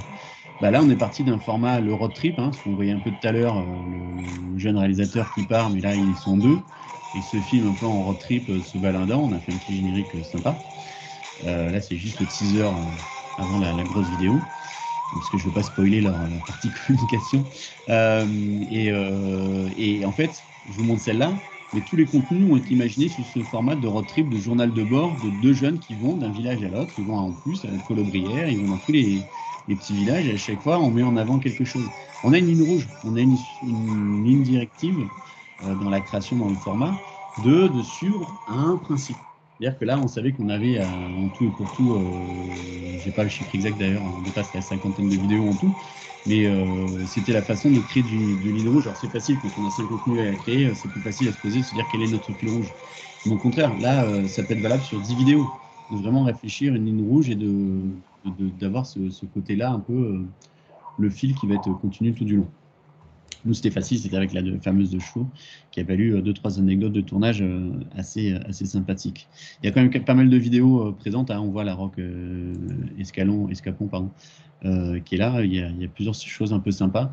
En plus, je les remercie encore une fois, parce qu'on a tourné tout ça dans des conditions sanitaires pas évidentes, où on a quand même nous tourné principalement à la sortie du confinement et cet été. Et je peux vous dire que c'est pas toujours évident créativement, parce que vous ne le voyez pas, mais je sais qu'on a eu des cas typiques où on voit des marchés. Parce que les marchés, voilà, la saison estivale, l'été, dans les petits villages, on a les marchés. Et en fait, un marché, il y a des fois, je sais qu'on a des cas où on se dit, on nous a fait le retour, hein, on ne voit pas une vue d'ensemble des gens dans le marché. Le problème, c'est qu'une vue d'ensemble, on avait tous des masques. Donc, évidemment, c'est un choix stratégique de dire, est-ce que je le mets en avant ou je ne le mets pas en avant. Donc, ça n'a pas été évident, ça ne se voit pas, mais c'est ce que je disais tout à l'heure sur la magie, quoi. C'est-à-dire des choses qu'on ne voit pas forcément dans des lieux où des fois il n'y avait pas grand monde. On a trouvé des astuces créatives de montage, de dynamisme pour pas qu'on ressente un peu ce côté-là. Voilà. Il y a peut-être 2-3 questions avant de partir justement de ce qu'on évoquait tout à l'heure, le do-it-yourself. Là, il y a une question de Méliné qui vient justement de traiter ce qu'on est en train de parler là par rapport au marché. Quand tu filmes un marché, se pose la question des droits à l'image. Comment est-ce que tu fais? Généralement, dans les marchés, vous établissez. Alors, c'est toujours délicat parce que c'est vrai que nous, créativement parlant, c'est délicat. On répond à un marché et puis on sait que les lignes que vous avez mises ne sont pas forcément le. Ah, le marché, pardon. Oui. Marché en extérieur où on va acheter ses fruits et légumes, les tomates. C'est marché public. Alors, il y a de la souplesse sur ça. Logiquement, pendant longtemps, on considérait qu'à partir du moment où on avait une multitude de visages présents à l'écran, on n'avait plus à demander le droit. Voilà. C'était vivement conseillé quand on va dire aux gens, on vous a filmé, si ça vous pose un problème, dites-le nous. Mais c'est pour ça que quand on voyait des reportages à la télé, tout d'un coup, quand on voit une rue, on voyait 10, 20, 30 personnes marcher dans la rue. Le journaliste n'a pas demandé aux 30 personnes présentes de l'autorisation de tournage. À partir du moment où on est un peu plus serré, qu'on va prendre une personne qui est en train de sentir une tomate, qu'on va voir son visage et tout, là, il faut que vous... Et ça se trouve sur Internet, et nous, on les envoie, c'est une autorisation de tournage et le droit d'utilisation d'image. Le droit d'utilisation d'image, il faut qu'il soit très spécifique. Il faut dire que c'est dans le cadre de cette activité-là, dans le secteur-là, enfin voilà, nous, c'est le cadre, par exemple, si je prends ma boîte, c'est pour la société Black Twin, sur le tournage, on vient de voir de la Dracini, sur le film sur Ampus, sur l'utilisation sur le web, et généralement, on met une durée. Voilà. Une durée qui est assez grande, généralement, on met 10 ans. Parce qu'on sait qu'au bout de 10 ans, de toute façon, le film sera visible, mais il sera un peu passé de mode sûrement à ce moment-là, quoi. Donc veillez bien effectivement à, quand vous tournez des personnes, avoir des autorisations de tournage et leur demander. Quand il y a un peu plus de personnes présentes, demandez-leur. Voilà, demandez-leur, informez-les. Ils ne sont pas obligés. Et puis si ça nous arrive tout le temps, hein, des gens nous disent non, je ne veux pas, voilà, ou des gens qui nous disent moi j'aimerais voir une fois que vous avez tourné le truc, je peux juste voir. Oui. Et puis une fois qu'ils ont vu, ils sont un peu plus apaisés. Moi qui suis dans ce milieu-là depuis 20 ans, c'est quelque chose que je vois souvent, hein. Enfin, j'ai souvent fait, maintenant je suis plus trop dans la production, mais parce que je gère la boîte, mais j'ai souvent dit aux gens, écoutez, je vous fais le film, ça me prenait plus de temps à moi, sur mon temps, de leur montrer derrière. Mais au moins, ils étaient rassurés, et moi j'avais ce que je veux, le plan que je voulais, et eux étaient rassurés sur le fait que je les ai plutôt mis en valeur que pas mis en valeur, quoi. Ouais. Écoute, nous n'avons pas d'autres questions à part des remerciements.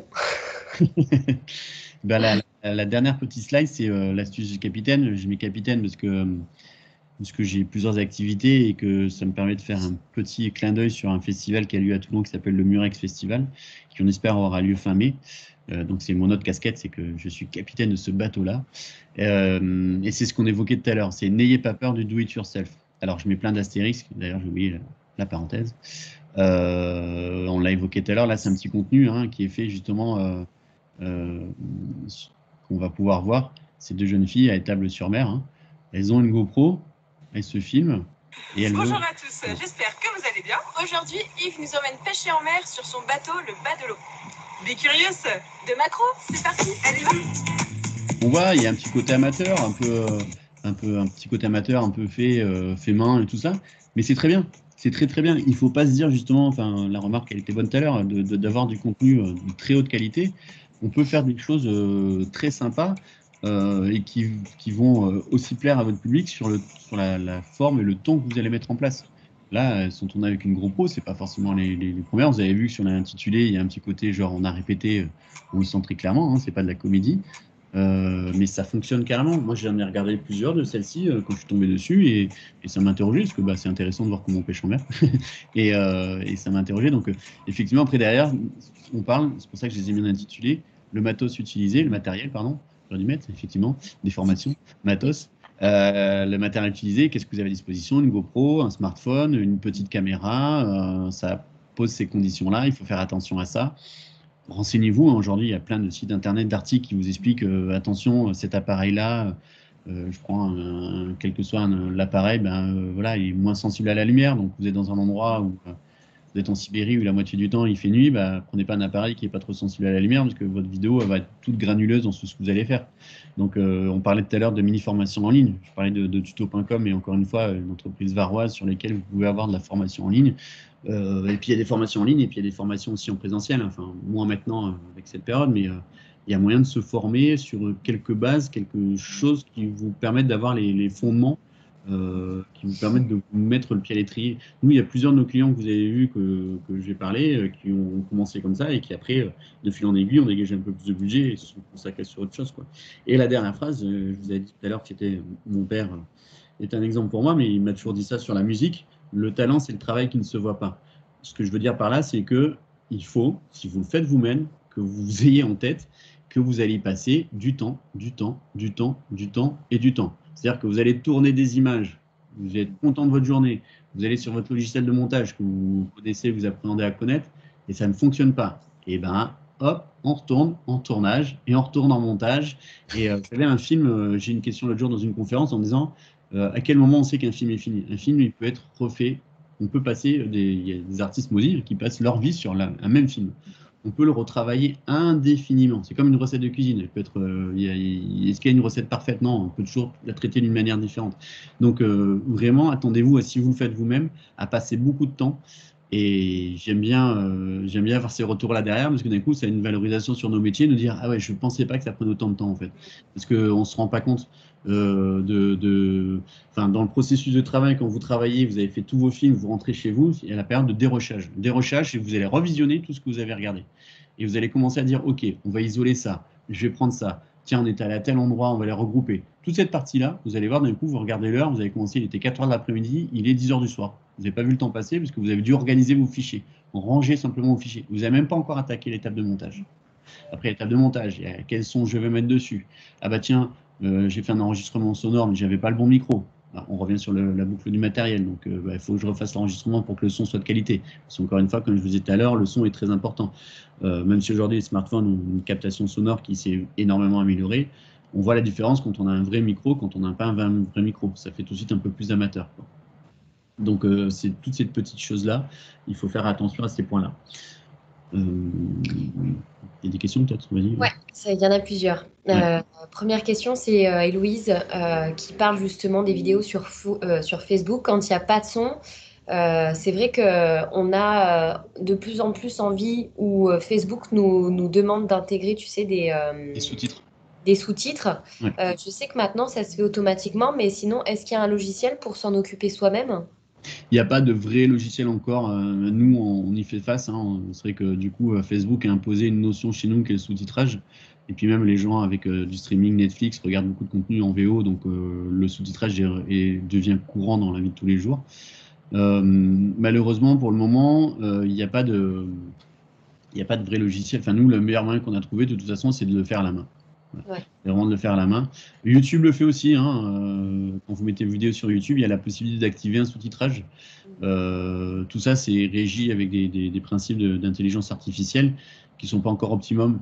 Voilà, parce que Mais ils sont de mieux en mieux faits quand même, hein. Il y a ouais, de moins ça en moins de améliore. fautes, c'est synchro complètement avec ce que la personne dit. Enfin, moi, je trouve que C'est vachement amélioré. c'est plutôt bien fait maintenant. Ouais, Mm. ça s'est énormément amélioré, donc c'est pour ça que je suis pas sûr que c'est mon avis personnel en tant que spécialiste du numérique qu'il va avoir un logiciel. C'est plutôt que ça va s'intégrer, s'implémenter automatiquement dans les logiciels de montage et autres où on va avoir cette option à cocher. On va être amené à ça. Mais effectivement, il y a beaucoup de sons. Enfin voilà, on voit toutes les hyper interviews façon Combini ou autre, elles sont toutes sous-titrées. Et moi, le premier, je m'aperçois aussi que des fois, je regarde des contenus sans activer le son en fait. Parce que il est dans mon fil d'actu et que je vois l'actualité et que ça fonctionne de cette manière-là. Donc voilà. Il faut plutôt penser, quand on pense Facebook, il faut plutôt penser à avoir une sorte de gimmick ou avoir quelque chose qui accroche l'œil. D'interroger, peut-être pas avoir un générique justement au début, mais peut-être avoir autre chose. Dans les interviews, on voit beaucoup ça à la télé ou autre. On a genre et en fait sur Combini, ils font ça très très bien. Vous avez juste une intervention qui sera retrouvée à 2 minutes 30, mais une phrase magique de l'intervenant qui vous pop et qui se dit ok, je vais aller regarder ce contenu. Voilà. Et après, vous allez retrouver la phrase au bout de 2 minutes. Mais voilà, il faut toujours penser au petit gimmick en introduction qui veut vous zapper. Mathieu qui pose la question, que pensez-vous de fusionner le format vlog avec le format cinématique pour présenter une destination, en gros dans une vidéo de marque? Très bien. Au contraire, très bien. Il y a beaucoup de vélogueurs qui font ça justement dans ce format-là. Et enfin, moi, j'encourage que ça parce que je trouve que c'est esthétiquement, c'est beaucoup plus joli et c'est plus poétique. Bon, après, ça dépend toujours de la cible, hein, mais non, il n'y a aucune contre-indication. Au contraire, c'est plutôt être très chouette. Et ça permet une chose. Alors, c'était pas Mathieu justement qui était vidéaste dans un, si je dis pas de bêtises. Je Ça crois que permet, c'est. voilà, Non, Mathieu, il a c'est pas Mathieu de MPM. Et ben, il faut savoir un truc, c'est que ça permet une chose, le cinémascope, si on réfléchit à un format un peu croppé, ça permet une stabilisation du plan dans les logiciels de montage. Qu'est-ce qu'une stabilisation du plan? Quand vous filmez votre smartphone et que vous bougez toujours un peu, et bien aujourd'hui sur les logiciels de montage, il y a des options à cocher où en fait le logiciel va automatiquement essayer de stabiliser votre image. Par contre, il va ce qu'on appelle cropper. Donc cropper, c'est qu'il va supprimer le haut et le bas pour pouvoir justement que votre image soit plus stabilisée. Tous les stabilisateurs qu'on voit dans le monde du cinéma et tout ça, ce qu'il ne faut pas croire, hein, quand vous voyez des films, ne pensez pas que le mec, en fait, il a su avoir un mouvement parfait. Il a juste des dolly, des steadicam ou des choses qui lui permettent d'être très stable sur ses valeurs de plan et de plus en plus sur les smartphones, on en trouve. Donc au moins, ce format va pouvoir justement cropper l'image et d'avoir une stabilisation un peu plus accrue. Anne-Laure qui dit, donc dans les DIY dont tu parlais tout à l'heure, que penses-tu de Quick et DuCut et des conseils pour leur utilisation? Conseil, il faudrait qu'on en parle presque à deux. J'en connais qu'un des deux. Oui. Ouais, ça marche. Ça marche carrément. Mais pourquoi pas en parler voilà, en off, au téléphone ou quoi, à un autre moment, pour rentrer un peu. Parce que le conseil, je vais donner juste des grandes lignes de conseil, alors que si on rentre dans du concret, on va pouvoir aller chercher d'autres petites choses, quoi. C'est vrai que dans tous ceux qui débutent, il y en a pas mal qui ont un peu débuté sur Quick pour faire un peu leur première vidéo. C'est pas trop mal en première utilisation.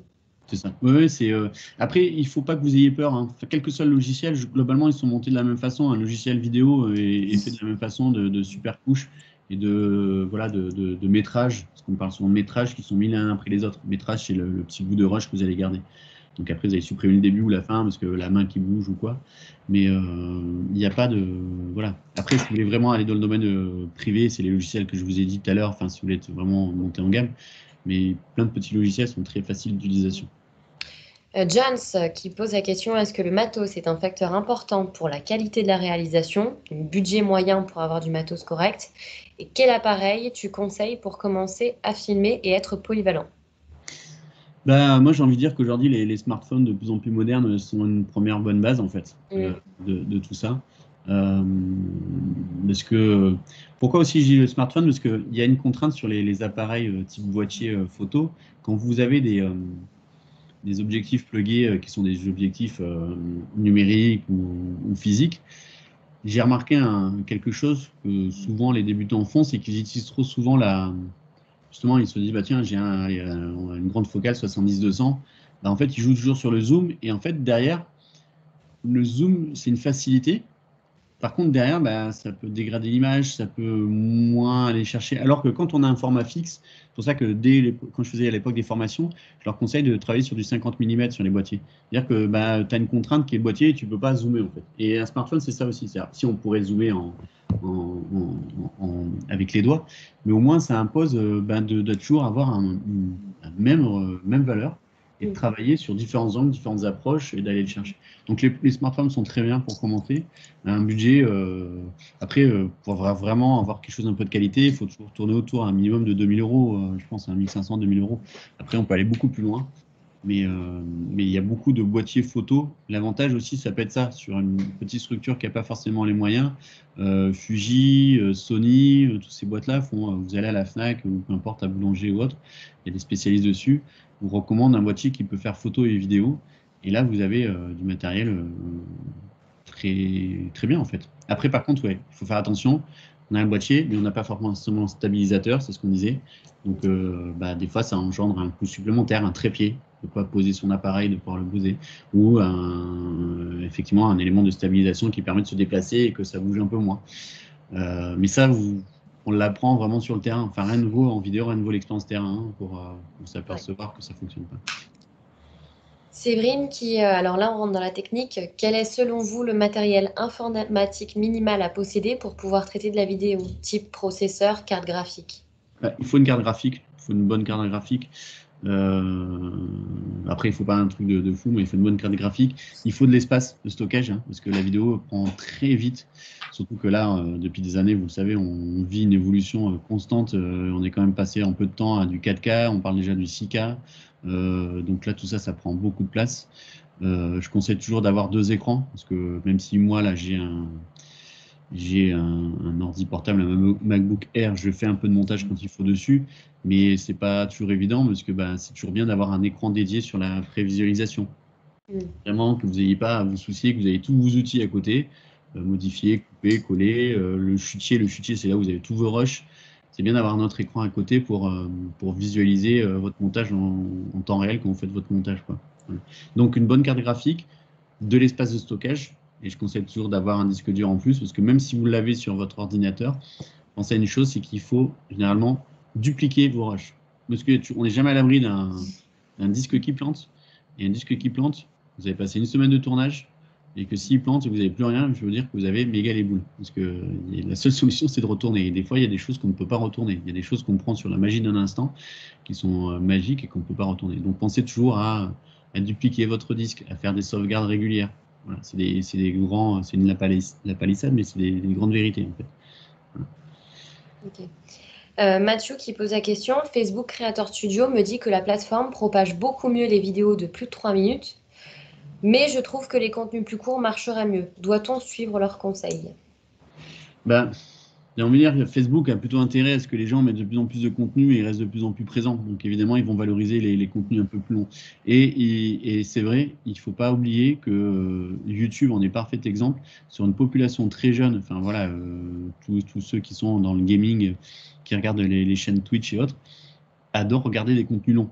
C'est-à-dire qu'il ne faut pas penser que tous nos contenus doivent être du snacking en mode consommé très rapide et autres. Voilà. Ça dépend toujours de la chose où on va valoriser. On valorise un territoire, on fait un petit focus sur une partie, il ne faut pas que ce soit long. Demain, notre conférence là qui est ensemble, je pense que si par bonheur des gens ont envie de la revoir, bah, ils vont se poser devant un écran, ils vont prendre le temps de la regarder. Donc ça dépend toujours du format. Moi je dirais que non, effectivement, plutôt en mode snacking parce qu'on est dans une société de consommation sur les réseaux et qu'on passe vite d'une chose à l'autre. Maintenant, il y a certains contenus qui méritent d'être un peu plus longs. Ouais. Je crois qu'on arrive dans les dernières questions. Conseillez-vous les caméras Blackmagic Pocket 4K pour les rushs cinématiques touristiques? Oui, nous on en a une. Voilà, on a typiquement une Blackmagic Pocket. C'est un bon format, c'est une bonne façon d'appréhender la chose. On est déjà sur un joli budget, hein, mais c'est un bon moyen d'aborder la chose et c'est une très bonne caméra, effectivement.